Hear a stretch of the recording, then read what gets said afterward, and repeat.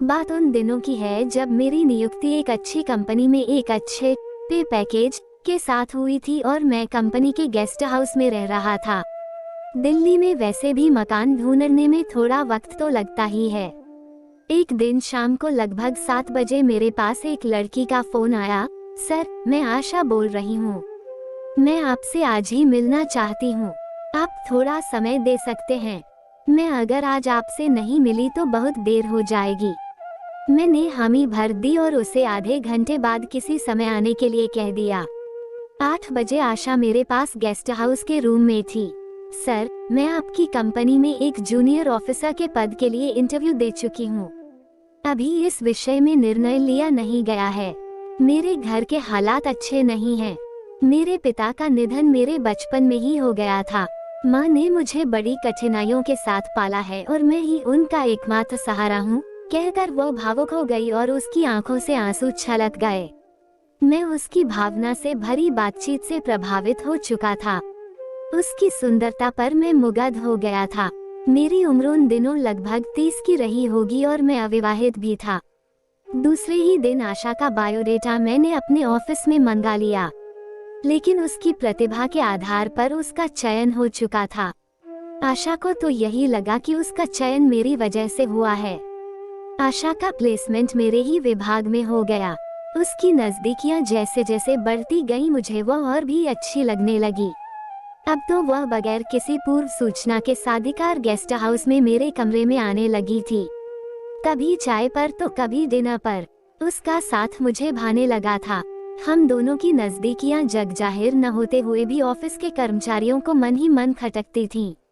हम दोनों ने दफ्तर में पूरी सतर्कता रखी थी, लेकिन जब वह गेस्ट हाउस में मेरे रूम में होती थी तो हमें पूरी स्वतंत्रता होती थी। लेकिन दैहिक संबंध की दिशा में न बढ़कर हम लोग अपने प्यार का इजहार एक दूसरे की पीठ थपथपा कर अक्सर कर लिया करते थे। कभी चुंबन और आलिंगन से हम दोनों ने एक दूसरे को प्यार नहीं किया था। हाँ, अपनी कल्पना में मैं उसे कई बार चूम चुका था। अचानक आशा का ट्रांसफर इलाहाबाद हो गया। फिर हम दोनों एक दूसरे के संपर्क में नहीं रहे। दूरी चाहत बढ़ा देती है, लेकिन मैं अपने मन को अक्सर समझाता था कि इसके बारे में ज्यादा मत सोचो। फिर वक्त गुजरता गया और आशा की यादें धीरे धीरे धुंधली पड़ती गईं। आशा से बिछड़े 10 साल गुजर चुके थे। मेरा विवाह हो चुका था। मेरी पत्नी मधु बहुत सुंदर और सुशील है और वह सही माने में एक सफल गृहिणी है। शादी हुए अभी कुछ ही समय हुआ था, इसलिए संतान के विषय में मैंने और मेरी पत्नी ने कोई जल्दबाजी न करने का फैसला किया हुआ था। अभी तो हम एक दूसरे का साथ एंजॉय करना चाहते थे। मेरी नौकरी दिल्ली में ही जारी थी। एक दिन एक पेस्ट्री की दुकान पर मैं पेस्ट्री लेने के लिए रुका था। तभी पीछे से आई एक महिला के स्वर ने मुझे चौंका दिया। सर, नमस्ते, आपने मुझे पहचाना? मैं मुड़ा तो देखा आशा खड़ी थी। नमस्ते, तुम्हारी याददाश्त की प्रशंसा करनी होगी। इतने अरसे बाद मिली हो और मुझे तुरंत पहचान भी लिया, मैंने कहा। उसके साथ बिताए दिनों की स्मृति मस्तिष्क में पुनः जागृत हो चुकी थी। इतने अरसे बाद भी उसे देखकर मुझे लगा कि अभी भी उसकी सुंदरता बरकरार है। इतने दिनों बाद दिल्ली कब आई? मैं यहीं आ गई हूँ और यहीं जॉब कर रही हूँ। आज घर के लिए कुछ केक पेस्ट्री वगैरह लेने आई हूँ। मेरे हस्बैंड और सास दोनों को पेस्ट्री बहुत अच्छी लगती है। जो कुछ तुमने पैक कराया है उसका पेमेंट मैं अपने सामान के साथ कर दूंगा, कहते हुए मैंने काउंटर पर पैसे दे दिए। आशा नानुकर करती रही। मैंने आशा की पीठ सहलाते हुए कहा, तुम मेरे साथ ही चलो, मैं तुम्हें ड्रॉप भी कर दूंगा और तुम्हारे घर के लोगों से मिल भी लूंगा। थोड़ी ही देर में मैं आशा के घर पहुंच गया।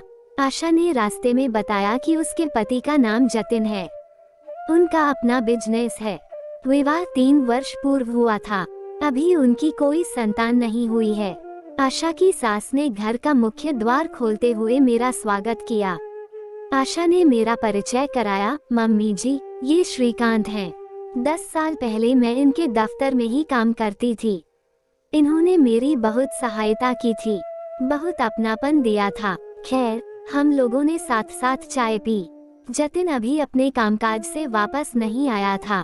मैंने आशा की प्रशंसा करते हुए मांझी, से कहा, आपके घर व ड्राइंग रूम का इंटीरियर बहुत अच्छा है।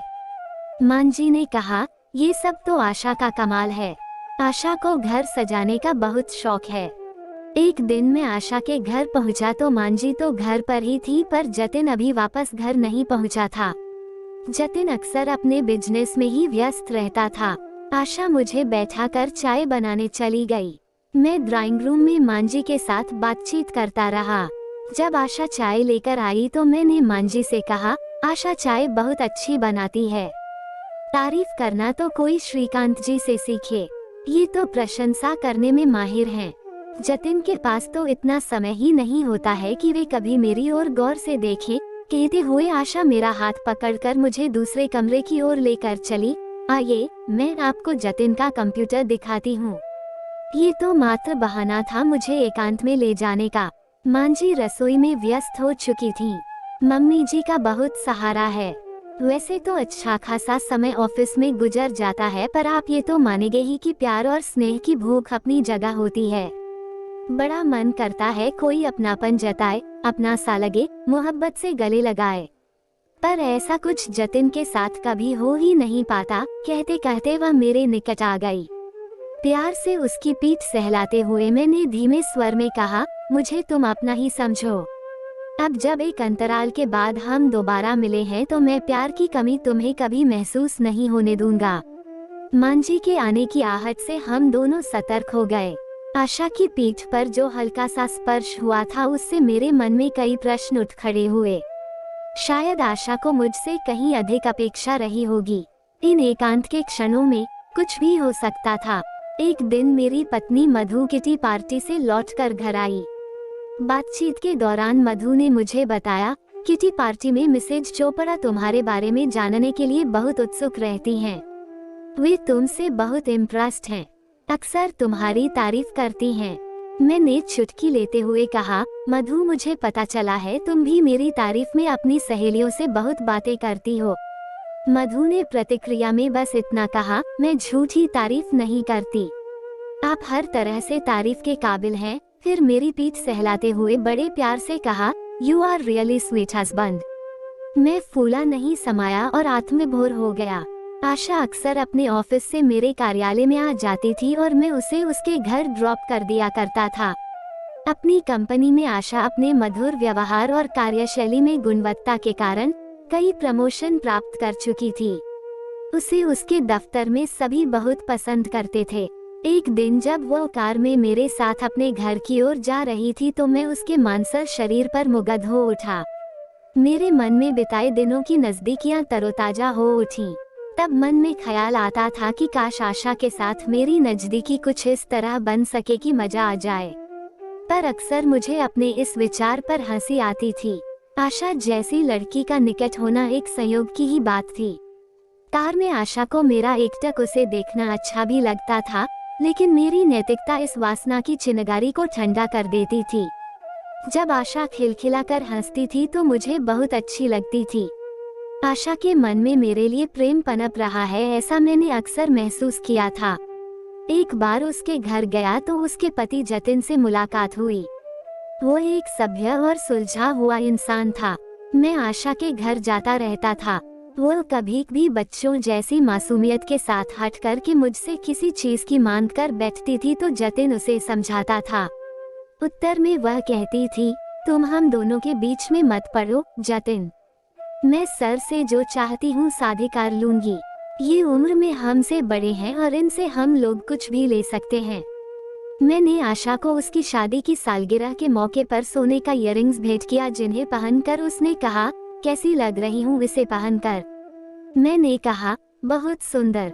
मेरे करीब आकर उसने मेरा एक हाथ पकड़कर अपने सिर पर रख लिया और बोली, मुझे आपका आशीर्वाद चाहिए सारी जिंदगी। बस ऐसे ही प्यार करते रहिएगा। मैंने कुछ नहीं कहा, किंतु मन ही मन खुश था। मेरी मर्यादा ने मुझे बांध रखा था, लेकिन अक्सर आशा के मुख पर आते जाते हाव भाव उसके दिल में छिपे तूफान को छिपाने में असमर्थ होते थे।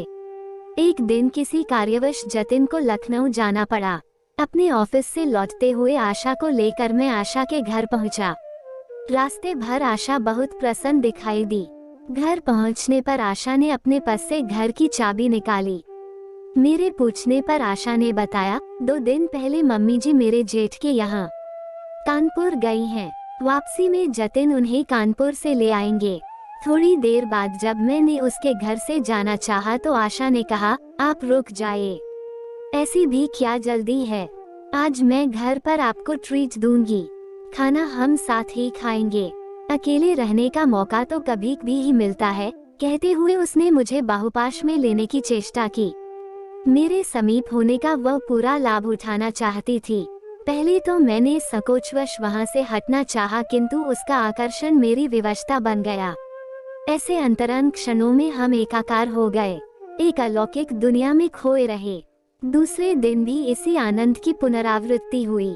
हम दोनों भोजन कर चुके थे। आशा ने कहा, आप थोड़ी देर संगीत का आनंद लें, मैं बस थोड़ा फ्रेश होकर आती हूँ। वो आई तो हल्के आसमानी रंग की साड़ी में थी और बहुत प्रसन्न थी। अभी तो मैं आपको बिल्कुल नहीं जाने दूंगी, बस थोड़ा समय ही तो लगेगा, कहकर उसने मेरा हाथ थाम लिया और दूसरे कमरे की ओर ले चली। मंद स्वर में उसने पूछा, मैं दुल्हन जैसी सुंदर लग रही हूँ ना? फिर इतराते हुए कहा, आज मैंने श्रृंगार आपके लिए ही किया है, आप मुझे जी भर कर प्यार कर सकते हैं। मैं प्रेम की गहराई में डूब जाना चाहती हूँ, वह बोली। बहकने लगी थी वह और मुझे बाहुपाश में लेने के लिए मचल रही थी। मैं कदम बढ़ाकर बहुत दूर तक जा सकता था। प्रलोभन चरम सीमा पर था। हालात विवश कर रहे थे देह संबंध के लिए। उसे बहुत आश्चर्य हुआ जब मैं एकाएक पलंग से उठ खड़ा हुआ। जरा इधर आओ मेरे निकट, मैंने आशा से कहा। मैं तुम्हें बहुत पसंद करता हूँ। तुम्हारे व्यक्तित्व में कई अच्छी बातें हैं, लेकिन जो प्रेम तुम मुझ में ढूंढने का प्रयास कर रही हो वह जतिन के हृदय में भी हिलोरे मार रहा है। नदी को जानने के लिए गहराई में उतरना पड़ता है, किनारे पर खड़े होकर नदी की गहराई पता नहीं चलती है। तुम्हारा समर्पण और सानिध्य केवल जतिन के लिए है। वो सब जो आसानी से उपलब्ध है उसे कोई इतनी आसानी से ठुकरा सकता है, ऐसा आशा ने कभी सोचा न था। थोड़ी देर वह चुप रही, फिर उसने बहुत भावुक होकर कहा, आज की इस निकटता ने हमारे संबंधों को एक नया अर्थ दिया है। यह आपने सिद्ध कर दिया है। आपने मेरी नजदीकी से कोई लाभ नहीं उठाना चाहा। जो पवित्र प्रेम और सम्मान आपने मुझे दिया है उसे मैं जिंदगी भर याद रखूंगी। आप हमारे घर आते जाते अवश्य रहिएगा। आपको अभी भी रोकने की मेरी चाहत है, लेकिन जाने का निश्चय आप कर चुके हैं। लौटते वक्त मैं सोच रहा था कि एक सुंदर लड़की का रूप मेरी रूह में समा चुका है। वो भी मुझे पसंद करती है, लेकिन हमारी सोच के तरीके बदल चुके हैं।